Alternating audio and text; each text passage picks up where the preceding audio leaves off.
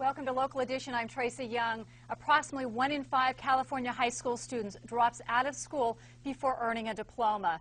And joining us to talk about why this negatively impacts California is Senator Gloria Romero, who represents the 24th District.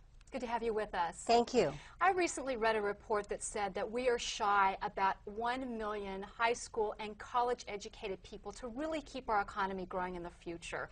What kinds of numbers do you look at that really tells you how important a college education is?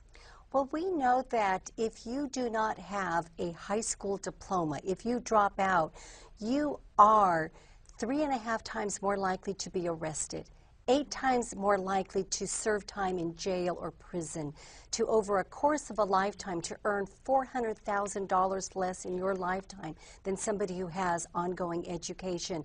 This is not only a personal crisis for the student who drops out, this is an economic issue for the state of California. I heard one time, and he said it on air, so I'll repeat it, is that Chancellor Reed for the California State University System said, if you want to be a millionaire, go to college, because over your lifetime you will earn at least $1 million plus just by going to college. Absolutely. And yet, if we take a look at the California budget today, over the last several years, we are actually investing more in prisons than we are in the entire system of higher education in California. We've got to turn this around. I've long said, if we do not educate where it's more cost effective, we will incarcerate where it's much more costly to victims and to the taxpayers of California. I've also heard different numbers here, but that approximately, on average, the educational level of a majority of our prisoners in the California prison system only has a 5th grade education level. I'm not excusing bad behavior. However, how difficult must it be in this economy to earn a living if you don't have a strong education and background? And 90% of inmates will parole out into the community. So we should have an interest in the educational opportunities for all. You're absolutely right. Reading levels, it's about 5th grade levels. The vast majority of our inmates do not have a high school education. I believe in personal responsibility, but you have to take a look at those correlations. And just last week, in fact, there was a national report which indicates that California leads the nation in the number of dropouts from our school system. That is not a statistic of which we should be proud. Yeah, we like to be number one, but that's not one we want to be number one for. So, as a legislator, as you sit and you look at these numbers, you're trying to balance an incredibly difficult budget situation. We're in one of the worst recessions we've seen in years. How do you sit and look at this and say we need to make education a priority, but quite frankly, dollars are a real problem? Dollars are a real problem. We're awaiting the word from the voters as to how they will envision this issue.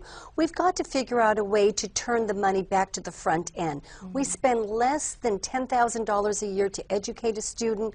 We spend over $40,000 a year to incarcerate that individual.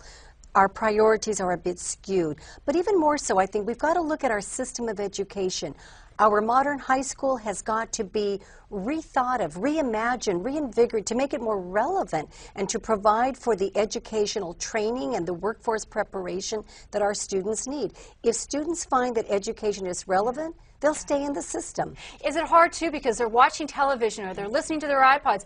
Things move so quickly. We call them jump cuts, where they just keep moving like this. And yet students are sitting in a classroom in the model that goes back to when our nation was founded. Is that a 21st century educational system? It's a 21st century agricultural model that really has no place in a 21st century global economy. So we've got to reimagine education. We have to have greater participation from the private sector as well. We have to provide for greater parental participation and responsibility of parents to work with their children. Parents are the first teachers, after all. So there's much that we can do, but if we ignore this issue, we are harming the economic well-being of the state of California. All right.